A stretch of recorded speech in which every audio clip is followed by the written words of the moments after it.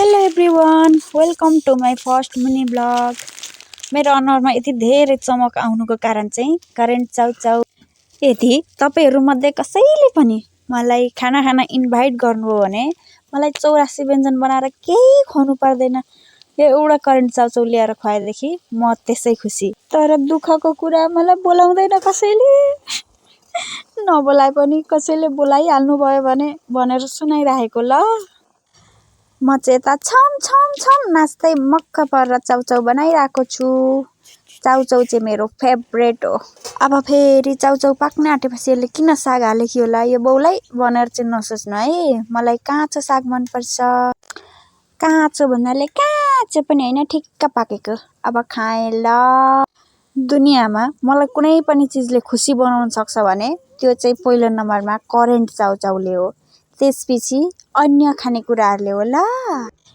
यदि कसैले म मक्क परेको देखिराख्नु भएको छ भने यो बुझ्नु कि मैले करेन्ट चाउचाउ खान पाएर म मक्क परेको हो भनेर। हिहि, कति मिठो छ। अब अरू कसैले मेरो भिडियो हेरुन् नहेरुन् त्यो मलाई थाहा भएन है, तर म आफ्नो भिडियो आफै हेरेर मक्क पाइरहेको छु। अहिले पनि मलाई खान मन लागिरहेछ, मेरो मुखबाट पानी आइरहेछ भोइस ओभर गर्दा पनि। तर यो मेरो पहिलो भोइस रेकर्ड हो, पहिलो मिनी भ्लग हो। मान्छेहरूले कति राम्रो राम्रो क्वालिटीमा भिडियो बनाएका हुन्छन्, न आफ्नो भिडियो खिच्ने ढङ्ग छ, न कुनै भिडियो खिच्ने सामान छ। ओहो हाय हाय मेरो जिन्दगी पनि। अरू त अरू, मेरो त मोबाइलको क्यामेरा पनि गतिलो छैन। के गर्नु र जिन्दगी। कसैले मलाई तैँले साह्रै दुःख पाइस् भनेर एउटा मोबाइल गिफ्ट दिए पनि हुने नि है, तर के गर्ने कसले दिन्छन् र। आफ्नै घरकाले त दिँदैनन्, बाहिरका मान्छेले के दिन्छन् र भनेर आश गरे होला मैले। फेरि कठै मेरो जिन्दगी पनि आशै आशमा बित्ने भयो भने। अरू कुरा चाहिँ त्यस्तै हो कि, तर चाउचाउ चाहिँ एकदम मिठो थियो ल। मान्छेहरूले पिआर प्याकेज भन्दै टिकटकमा भिडियो हाल्दै करेन्ट कम्पनीले करेन्ट चाउचाउ गिफ्ट दिन्थ्यो, मलाई त कसैले दिँदैन। के गर्नु र।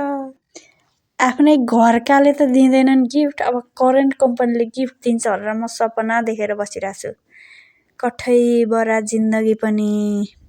भिडियो हेर्दै जाँदाखेरि मैले अन्तिममा के थाहा पाएँ भने मैले चाउचाउ भन्दा धेर साग छानी छानी खाँदै रहेछु। म चाहिँ एकदमै साग लभर हो ल, त्यही भएर छानी छानी खाएको। हिहि।